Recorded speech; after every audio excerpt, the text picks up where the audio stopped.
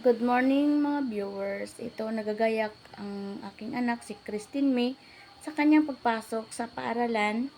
Ganon din ako, nagagayak ako para papasok sa trabaho. Kaso ito nag-alala ako dahil nga ako ang magdadrive ng motor at hindi pa ako masyadong marunong manimbang. Pero pipilitin kong matuto dahil noon bike lang ang akin na drivean, kaya talagang magaan. Hindi pa ako masyadong marunong mag-drive ng motor.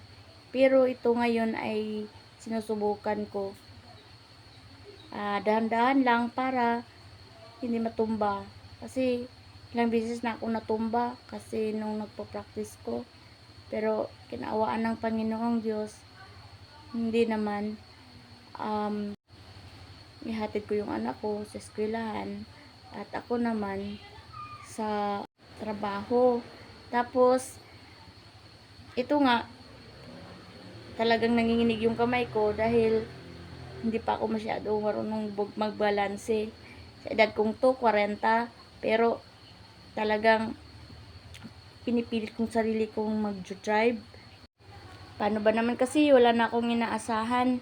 Kasi yung anak ko nagda-drive nito noon. Ngayon hindi na. Nandun na sa kanilang papa. At saka yung mga taong nadadaanan namin nasasanay na ako ay naka-back ride lang. Pero ngayon, ako na ang nagda-drive na napatingin sila at nakapaisip siguro kung nasaan na yung mga anak ko. Pero dahil nga sa wala tayong inaasahan at saka hiwalay kami sa papa nila, single mama ko, kailangan ko magporsiging matutong mag-drive. Siguro marami namang nakaka-relate sa akin dito na dahil sa kawalan at hindi ko kayang ibenta yung motor dahil nga po kung tutuusin, mas malaking gagastuhin kung kapag nagko-commute ka. Ang hirap kaya kailangan mo talagang magtipid para maya-maya na mayroong pamasahe, balikan. Tapos, kung gasolina lang, sa halagang 50 lang yung gasolina ko, buong araw, minsan umaabot pa yun ng 2 araw, 3 araw, kasi hindi ko masyadong ginagamit. Ito, nanginginig yung kamay ko, lalo na pag sa highway. Pero, nagawa ko naman din yung pakalmahin ng aking sarili para makarating kaming ligtas, safe yung anak ko sa kaniyang paaralan.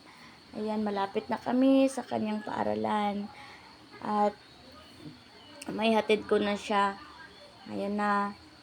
Yan po pala siya nag-aaral sa Los Banson Integrated School. Yan.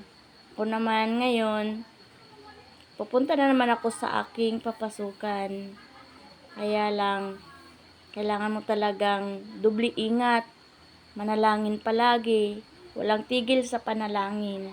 Yung mga nakaka-relate sa akin, kung gusto niyo pang mapanood yung iba ko pang mga videos, first episode ko kasi to.